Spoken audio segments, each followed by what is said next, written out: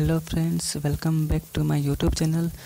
और आज मैं आपको बताऊंगा कि आप गूगल एडसेंस में जितने भी पैसे हैं वो आप कैसे विड्रॉ कर सकते हो। तो विड्रॉ करने के लिए आपका मिनिमम $100 होना चाहिए, तभी आप विड्रॉ कर सकते हो।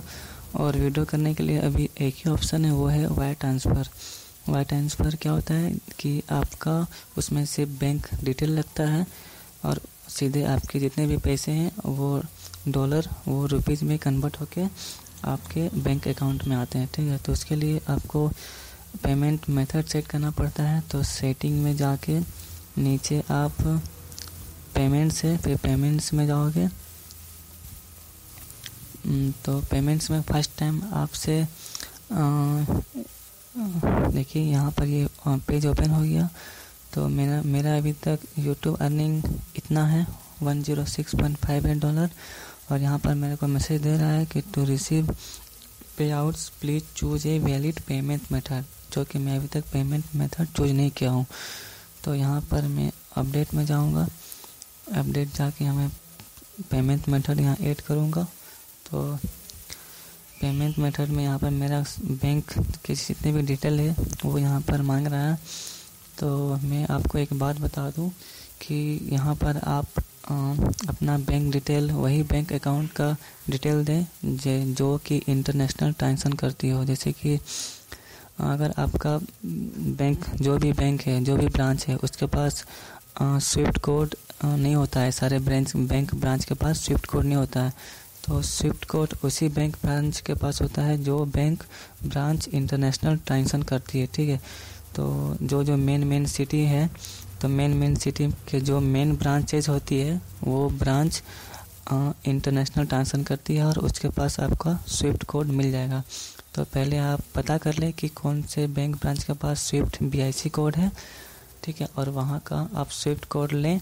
और वहाँ पर अगर आपका अकाउंट नहीं है तो वहाँ पहले आप अकाउंट ओपन करें और वहाँ का स्विफ्ट कोड यहाँ पर डालें। और एक बात ध्यान रखें कि नेट से आप सर्च करके स्विफ्ट कोड ना डालें, क्योंकि नेट में कभी कभार गलत भी स्विफ्ट कोड दिया हुआ रहता है, तो बहुत लोग डाल के उसकी पेमेंट फंस जाती है। तो नेट पे भरोसा ना करें, पहले बैंक ब्रांच में जाके पूरी तरह पता करें कि वो बैंक ब्रांच इंटरनेशनल ट्रांजैक्शन करती है कि नहीं।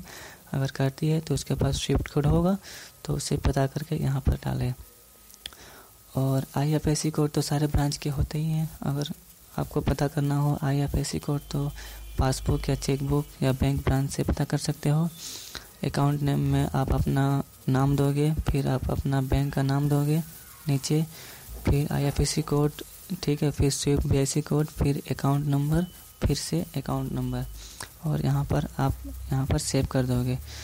सेव करने के बाद आपका ये पूरी तरह सेव हो जाएगा और आपको पेमेंट ये हर महीने के 15 से 20 तारीख के बीच में पेमेंट करती है। ठीक है, तो अगर मैं अब यहाँ पर पेमेंट यहाँ मैं सेट करता हूँ, सेव कर देता हूँ, ठीक है, तो मेरे को ये अगले महीना का इस मंथ में शायद नहीं देंगे। अगले मंथ का फरवरी मंथ में 20 तारीख से पहले गूगल एडसेंस मेरे बैंक अकाउंट में ट्रांसफ़र कर देगी।